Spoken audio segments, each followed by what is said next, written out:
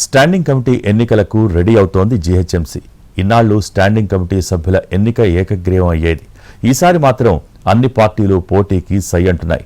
బల్దియా పాలకవర్గంలో పార్టీల బలాబలాలు మారటంతో ఈసారి స్టాండింగ్ కమిటీలో ఎవరెవరు ఉంటారు, ఏ కార్పొరేటర్ ఎవరికి సపోర్ట్ చేస్తారు అన్నదానిపై సస్పెన్స్ నెలకొంది. జీహెచ్ఎంసీలో 3వ స్టాండింగ్ కమిటీ గడువు ముగిసింది. కొత్త కమిటీ సభ్యుల ఎన్నికకు అధికారులు షెడ్యూల్ రిలీజ్ చేయడంతో గ్రేటర్ రాజకీయ పరిణామాలు వేడెక్కాయి. నిన్న మొన్నటి వరకు అవిశ్వాసం తెరమీదికి రాగా ఇప్పుడు స్టాండింగ్ కమిటీ అంశం చర్చనీయాంశంగా మారింది. ఫిబ్రవరి 10వ తేదీతో పాలక మండలికి 4 ఏళ్లు పూర్తవనుంది. అదే రోజు స్టాండింగ్ కమిటీ ఎన్నికకు సంబంధించి నామినేషన్ల స్వీకరణ మొదలవుతుంది. 25న పోలింగ్ నిర్వహిస్తారు.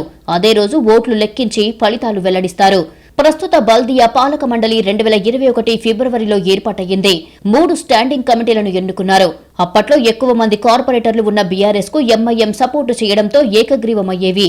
కానీ కాంగ్రెస్ అధికారంలోకి వచ్చాక బీఆర్ఎస్, బీజేపీకి చెందిన కొందరు కార్పొరేటర్లు హస్తం గూటికి చేరారు. దీంతో 3 సభ్యులు ఉన్న కాంగ్రెస్ బలం ఇప్పుడు 24కు పెరిగింది. గతంలో కాంగ్రెస్ పార్టీ తరఫున 3 మాత్రమే మెంబర్స్ ఉండేవాళ్ళు. అందువల్ల స్టాండింగ్ కమిటీలో మాకు అవకాశం దక్కలేదు. కానీ ఇప్పుడు కాంగ్రెస్ పార్టీ అధికారంలో ఉంది. అదేవిధంగా మాకు 24 మెంబర్స్ సంఖ్యాబలం కూడా ఉంది. సో రాబోయే ఓఎస్ఎస్ ఫర్టిలిటీలో ఇక్కడ ప్రతి అడుగులో ఎక్స్పీరియన్స్ డాక్టర్స్ ఉంటారు. In the good hands of science. Mummy daddy అవ్వాలంటే ఓఎస్ఎస్ కి కాల్ చేయండి. స్టాండింగ్ కమిటీ ఎలక్షన్స్లో మా పార్టీ తరఫున కంపల్సరీ మెంబర్స్ పాల్గొంటారు. మంచి మెజారిటీ దక్కించుకుంటాము. ప్రస్తుతం ఏ పార్టీకి కూడా పూర్తి స్థాయి మెజారిటీ లేకపోవడంతో ఎన్నికలకు సిద్ధమవుతున్నారు.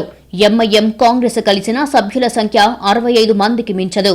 ఆ బలంతో 15 మంది స్టాండింగ్ కమిటీ సభ్యులను గెలిపించుకోవడం కష్టమే. దీంతో ఎన్నికలు జరిగితే ఫలితాలు ఆసక్తికరంగా ఉండనున్నాయి. ప్రస్తుతం ఉన్న స్టాండింగ్ కమిటీలో 8 మంది బీఆర్ఎస్, 7 ఎంఐఎం సభ్యులు ఉన్నారు. కాంగ్రెస్ కు 24 మంది కార్పొరేటర్లు ఉండడంతో స్టాండింగ్ కమిటీలో తమకు ప్రాతినిధ్యం ఉండాలంటున్నారు. మరోవైపు బీఆర్ఎస్, ఎంఐఎం కుమ్మక్కవ్వడం వల్ల ఇన్నాళ్లు తమకు అవకాశం దక్కలేదని ఈసారి ఎన్నికల్లో పోటీ చేస్తామంటున్నారు బీజేపీ కార్పొరేటర్లు. అయితే ఎక్కువ మంది కార్పొరేటర్లు ఉన్న తమ పార్టీకి స్టాండింగ్ కమిటీ మెంబర్స్ ను ఎక్కువ కేటాయించాలని బీఆర్ఎస్ డిమాండ్ చేస్తోంది. కార్పొరేటర్ సీట్ల ప్రకారం మాకు అధికంగా స్టాండింగ్ కమిటీ సీట్లను కేటాయించాల్సి వస్తుంది మెంబర్స్ని. ఒక విధంగా అది కేటాయించకపోతే మా మాజీ మున్సిపల్ శాఖ మంత్రి కేటీఆర్ గారి ఆదేశాల మేరకు మా వ్యూహాలు మాకుంటాయి. ఏ విధంగా అత్యధిక స్టాండింగ్ కమిటీ మెంబర్స్ సాధించుకోవాలో మేము తప్పకుండా సాధించుకుంటాం. ఆయన ఆదేశాలతోటి ముందుకు పోయి హైదరాబాద్ యొక్క అభివృద్ధిలో కీలక పాత్ర పోషిస్తాం. జీహెచ్ఎంసీలో ప్రస్తుతం ఉన్న పరిస్థితుల్ని బట్టి చూస్తే ఏకగ్రీవం కుదిరే అవకాశం లేదు. ఇలాంటి పరిస్థితుల్లో ఎన్నికలు జరిగితే ఫలితాలు రసవత్తరంగా ఉండనున్నాయి. సీక్రెట్ బ్యాలెట్ కాబట్టి ఇప్పుడున్న కార్పొరేటర్లంతా తమ తమ పార్టీలకే ఓటేస్తారా లేక మరో పార్టీ అభ్యర్థికి ఓటేస్తారా అనే ఉత్కంఠ ఏర్పడింది.